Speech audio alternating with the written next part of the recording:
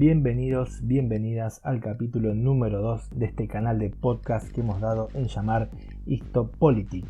un lugar donde nos gusta hablar de historia y de política, entendiendo que nos referimos más o menos a lo mismo, ya que lo que hoy vemos como historia fue la política del pasado y lo que hoy vemos como política será la historia que analizarán en el futuro. En este nuevo capítulo vamos a hablar sobre el acuerdo de paz firmado entre las repúblicas de Armenia y Azerbaiyán bajo la intermediación de Rusia, acuerdo que puso fin a esta nueva escalada de un conflicto por la región del Nagorno-Karabaj o la autoproclamada República de Artsaj, de acuerdo como la llaman los pueblos armenios, y conflicto que estalló de una manera extremadamente violenta hace ya más de 30 años, pero que, como vimos en el capítulo anterior, el cual están todos invitados a escuchar, donde realizamos por ahí más exhaustivamente un análisis histórico y cultural sobre este conflicto, tiene causas que son de mucho más larga data. Luego de 6 semanas de enfrentamientos en los que las fuerzas azeríes fueron recuperando zonas que estaban siendo ocupadas por Armenia desde el acuerdo del alto el fuego de 1994, principalmente en la zona sur, se logró llegar a un acuerdo de paz bajo la mediación rusa, pero que a todas luces termina refrendando un triunfo militar y político de Azerbaiyán y fundamentalmente, de su presidente Ilham Aliyev. A lo largo de los 44 días que duró el conflicto armado, ambos bandos sufrieron bajas humanas y de equipamientos. Y sin tratar de desarrollar un exhaustivo análisis militar, que no es para nada la especialidad que se maneja desde este canal, a grandes rasgos se puede decir que los azeríes fueron los que tuvieron que sufrir una mayor cantidad de pérdida de vidas de sus tropas, lo cual en cierta medida responde a que por lo general las fuerzas atacantes son las que suelen tener mayor cantidad de pérdidas al querer ocupar las posiciones enemigas y salir de la comodidad o la seguridad que brindan las posiciones propias. Pero también es importante destacar que la utilización de drones por parte del ejército de Azerbaiyán produjo una gran pérdida material en lo que se refiere a los sistemas de defensas aéreos de Armenia. Y esto viene de la mano de que en los últimos años, y producto de la explotación de los recursos naturales energéticos de Azerbaiyán, fundamentalmente hablamos del petróleo y del gas que vende a Europa, y lo cual le genera un ingreso muy importante de divisas. Bueno, a través de estas divisas, Azerbaiyán ha podido mejorar considerablemente su capacidad militar, mientras que Armenia ha mostrado cierta obsolescencia, cierta antigüedad en sus fuerzas militares. Y esta diferencia material es un dato no menor, ya que es un dato que se agrega a este conflicto, porque si bien los analistas, tanto los analistas de geopolítica o los analistas militares, ponían el acento en que el ejército armenio tenía una mejor preparación de sus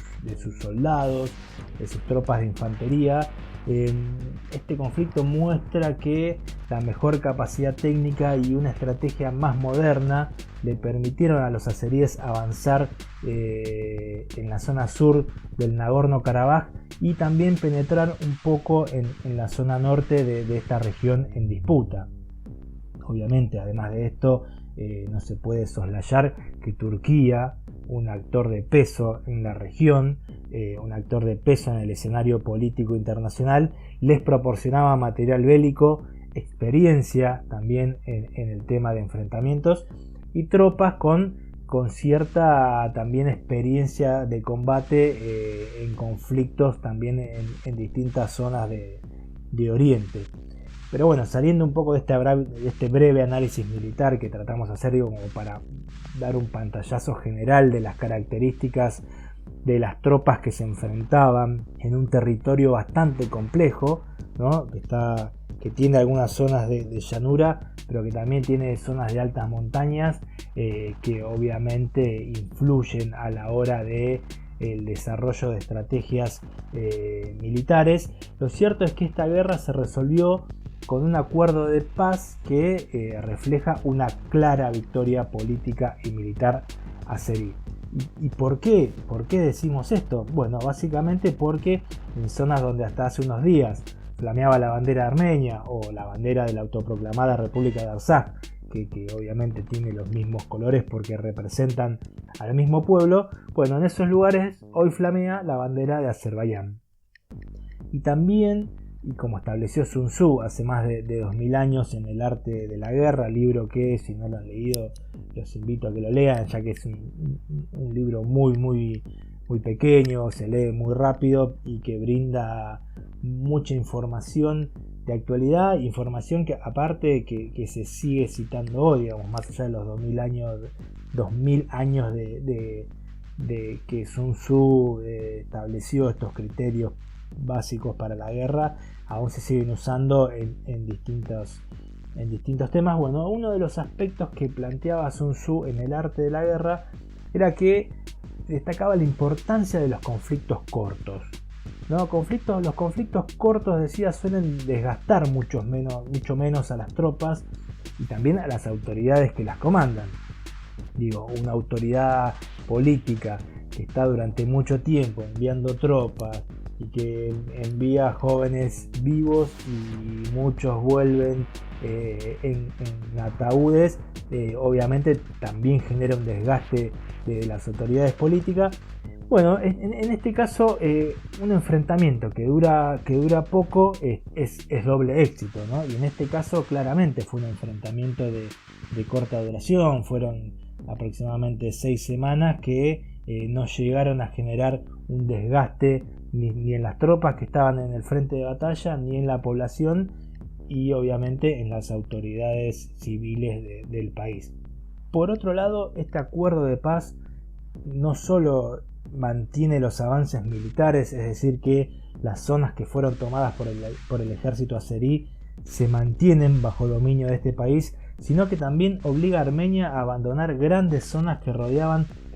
el Nagorno-Karabaj y que estaban siendo ocupadas desde el año 1994. A esto se suma también que Azerbaiyán, un país pequeño, un país de poco peso en la política internacional, con este triunfo se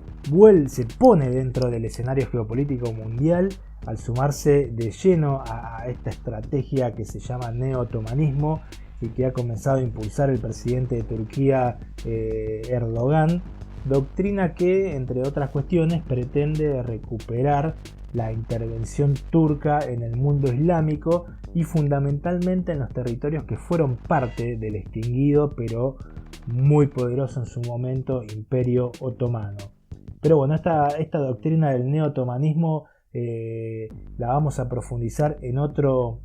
capítulo porque sin dudas amerita hablar largo sobre esta nueva estrategia geopolítica de un gigante que, bueno, luego de 100 años de su desaparición busca volver a insertarse con un alto protagonismo en el escenario internacional. Otro factor de éxito de Azerbaiyán es que desde este país desde hace un tiempo venía levantando el perfil en el escenario mundial, fundamentalmente en el escenario europeo. Claro que en esto influyó considerablemente la exportación de energía a través del Mediterráneo para alimentar el desarrollo productivo de Europa, pero también ha venido mejorando su imagen pública a través de, por ejemplo, espectáculos deportivos como el evento de los Juegos Europeos, o sea, una especie de olimpiada exclusiva para atletas europeos que se desarrolló en Bakú, la capital azerí, en el año 2015. Digamos, esto que decíamos, lo del gasoducto, ¿no? Ese traslado de energía, también generaba interés en Europa de que este conflicto se resuelva de manera rápida, digamos, y también se ponía en cuestión que una ofensiva armenia sobre la capacidad industrial, la capacidad productiva, energética de Azerbaiyán, no solamente iba a afectar a Azerbaiyán, sino que también iba a afectar la entrega de energía a Europa, lo cual hacía que esta región, que si bien no hizo una intromisión demasiado clara, tampoco es que jugó a favor de el más débil de este conflicto, que sin lugar a dudas es Armenia, digamos. Y además de las zonas que recuperó Azerbaiyán, que hasta ahora venían siendo ocupadas por el ejército armenio, por autoridades políticas de origen armenio, también logró a través de este acuerdo de paz el paso seguro de personas y mercancías hacia la región de Najicheván. ¿Qué es Najicheván? Najicheván es un pedazo de territorio azerí que se encuentra totalmente aislado del resto del país, es decir, no tiene continuidad geográfica con Azerbaiyán, sino que para que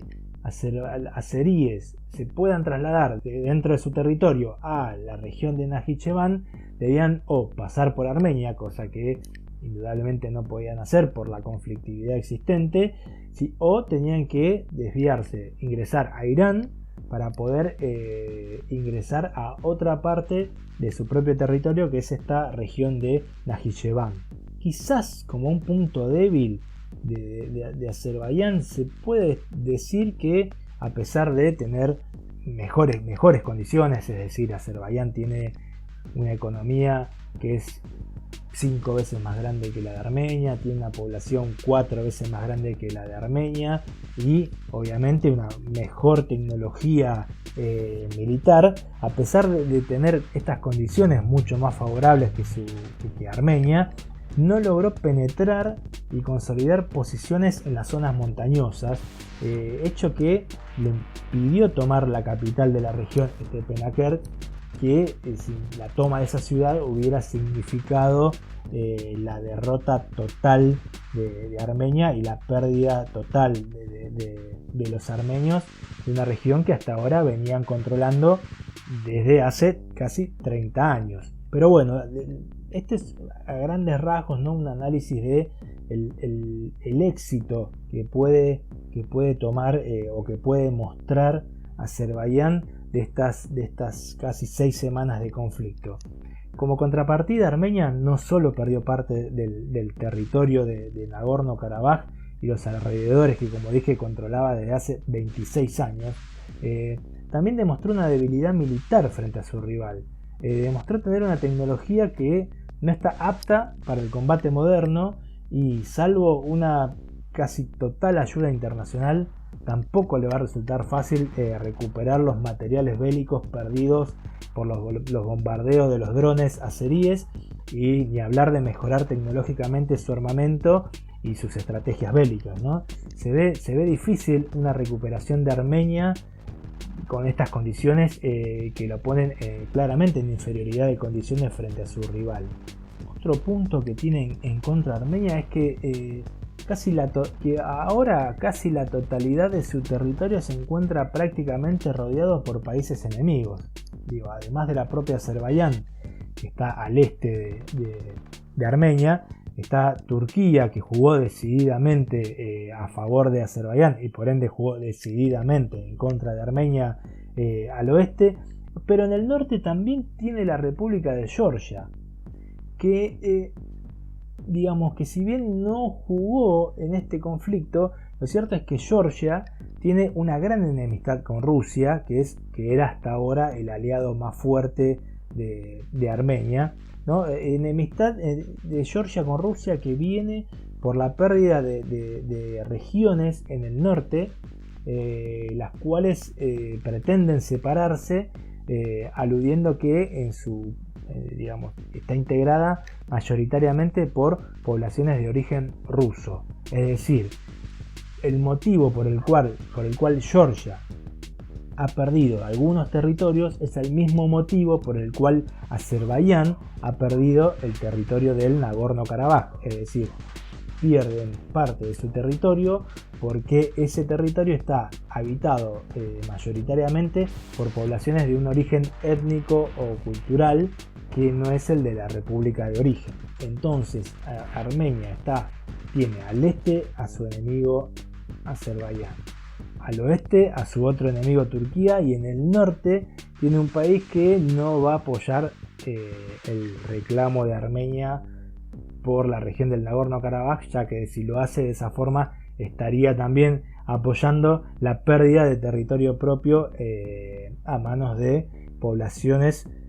rusas. Digamos, la única parte o el único contacto o vínculo con el mundo exterior de Armenia es a través de una pequeña porción de tierra que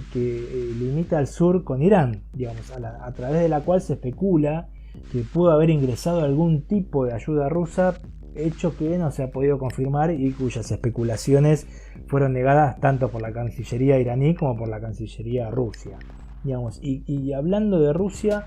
aquí hay un punto muy importante para destacar, que es la poca predisposición que tuvo este país para ir en rescate de su aliado. De hecho, en el último tiempo hubo un enfriamiento de las relaciones bilaterales, fundamentalmente desde la llegada de Nikol Pashinyan, que es el primer ministro armenio. Y digamos, esto no es menor, ya que de hecho la mayoría de los analistas internacionales decían que solo la participación de Rusia en el conflicto, el ingreso de lleno de Rusia en este conflicto, podía garantizar un éxito, o al menos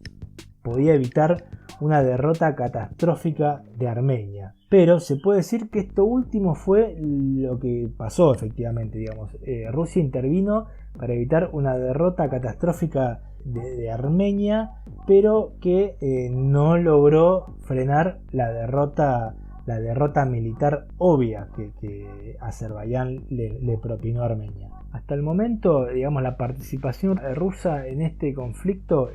se centró en eso, digamos, en evitar una caída armenia, pero que no es algo nuevo, ya que en esto es importante destacar que Rusia y Armenia tienen un acuerdo, ¿no? El acuerdo establece que si Armenia es agredida militarmente por otro país, es decir, es invadida por otro país, se pone en riesgo la existencia del Estado armenio, Rusia va a intervenir, ¿no? Es un acuerdo que tiene también con otros países, pero el acuerdo establece que si Armenia era invadida, Rusia debía intervenir. Ahora bien, ¿qué evita que Rusia intervenga en este conflicto? Bueno, básicamente que el territorio armenio legal, no fue atacado por las tropas azeríes, sino que las tropas azeríes atacaron posiciones armenias, pero que están en un territorio que legalmente pertenece a Azerbaiyán. Es decir, Nagorno-Karabaj o la República de Artsaj son territorios que de hecho o legalmente integran el territorio de Azerbaiyán, pero que están en disputa, ya que la mayoría de la población armenia que vive en esa región no quiere pertenecer a Azerbaiyán, sino que o quiere pertenecer a Armenia o quiere conformar una república autónoma de cultura armenia, pero que que no pertenezca a la República de Azerbaiyán. Ahora bien, en esto es importante tener en claro que efectivamente existe un acuerdo entre Armenia y Rusia. Acuerdo que establece que si Armenia es atacada por otros países, Rusia debe intervenir en defensa de su aliado. Ahora, ¿por qué Rusia no intervino en este conflicto? Bueno, básicamente no intervino porque el territorio o la legalidad territorial armenia no se vio afectada por este conflicto. Es decir, las tropas azeríes no penetraron en territorio perteneciente a la República de Armenia, sino que penetraron zonas que están en disputa y que legalmente pertenecerían a la República de Azerbaiyán. Por esto es que Rusia no intervino militarmente en el conflicto. Y de hecho, la Cancillería rusa o la diplomacia rusa ya venían planteándole a Armenia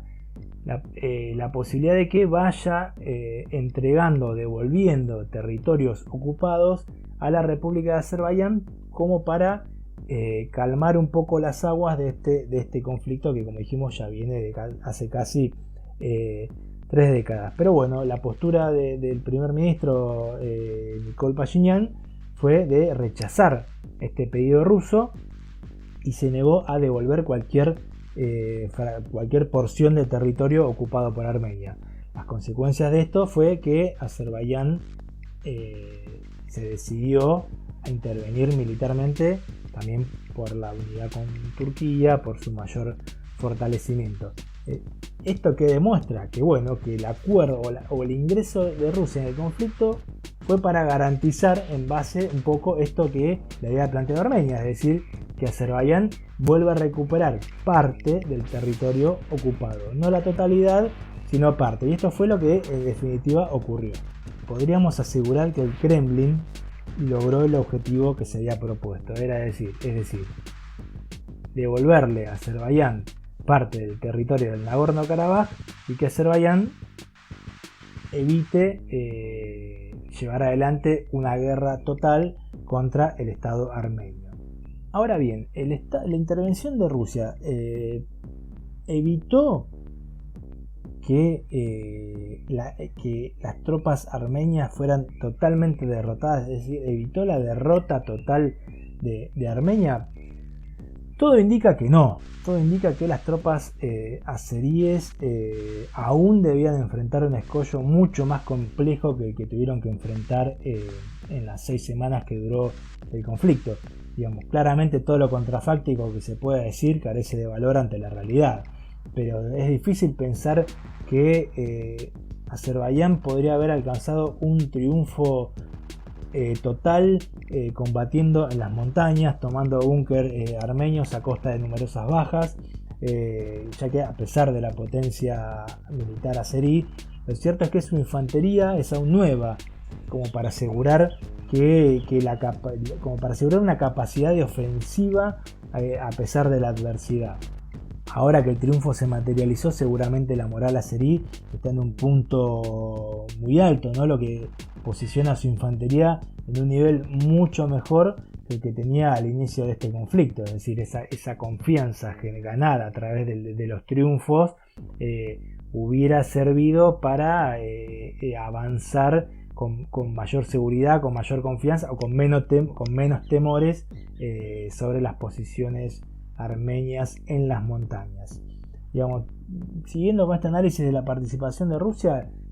entiendo que lo único que le garantizó Rusia hasta ahora aliado, hay que ver cómo sigue la situación, es el traslado seguro de personas y mercancías por un estrecho paso en la región de Lachin, que es que une Armenia a la República, al territorio de la República de Armenia, con Stepanakert, la capital de Nagorno-Karabaj. En síntesis, se puede decir que este acuerdo de paz refrenda la mejor posición internacional de Azerbaiyán, refleja una gran debilidad de Armenia que, a pesar de recibir los mayores apoyos públicos internacionales como parte agredida, no ha logrado trasladar esos apoyos mediáticos, por decirlo de una forma, a la geopolítica. Es decir, los países, los estados, los gobiernos no han hecho en concreto nada para apoyar a Armenia en este conflicto. Seguramente Azerbaiyán va a respetar el alto el fuego que establece este acuerdo por los próximos 5 años, siempre y cuando Armenia vaya cumpliendo también con su parte, que es la de devolver en tiempo y forma las regiones que se comprometió a reintegrar al territorio y control político de Azerbaiyán. Azerbaiyán tiene por delante 5 años para seguir avanzando en acuerdos políticos con Turquía y sobre todo con Rusia, para lograr su gran objetivo, que no es ni más ni menos que recuperar los territorios que había conseguido en la vieja Unión Soviética y que perdieron en una guerra con Armenia hace 30 años. Así que bueno, esto trató de ser un breve análisis sobre el acuerdo de paz, la situación que está ocurriendo hoy en la región y qué proyección podemos tener al menos a corto y mediano plazo. A largo plazo es difícil de medir qué es lo que puede pasar, pero bueno, el objetivo o los objetivos están claros, ¿no? Azerbaiyán tiene el objetivo de recuperar la totalidad de su territorio se verá de qué forma se suceden los acontecimientos, qué acuerdos pueden llegar tanto Armenia como Azerbaiyán, como Turquía y como Rusia, como los dos grandes países que tienen injerencia en este conflicto. Así que bueno, ahora llega el tiempo de ustedes de dejar sus comentarios, de dejar sus opiniones. ¿Consideran que la región del Nagorno-Karabaj debe ser devuelta en su totalidad a Azerbaiyán? ¿Consideran que las poblaciones armenias tienen todo el derecho de elegir qué forma de gobierno quieren para ellos? ¿Creen que Turquía va a influir para que Azerbaiyán retome los ataques contra Armenia? ¿Creen que Rusia ha puesto el freno y no va a permitir ningún avance azerí sobre las poblaciones armenias del Nagorno-Karabaj, o lo que hoy continúa siendo armenio en el Nagorno-Karabaj? ¿Qué hará la Unión Europea? ¿Qué hará Estados Unidos? ¿Qué harán los distintos actores? ¿Esto significará una escalada en un conflicto entre Turquía y Rusia por la región del Cáucaso? Digamos, tengamos en cuenta que Turquía se metió en una zona que había pertenecido a la Unión Soviética y que por lo tanto se encuentra bajo el ala de la geopolítica rusa, digamos. No es menor, digamos, el ingreso de Turquía en una zona que no le corresponde. Pero bueno, hay que ver cómo también sigue avanzando el neotomanismo. Así que nada, todos y todas invitados a dejar sus comentarios, sus opiniones, sus debates, y bueno, los espero en el próximo capítulo de este canal de podcast que hemos dado en llamar Histopolitik.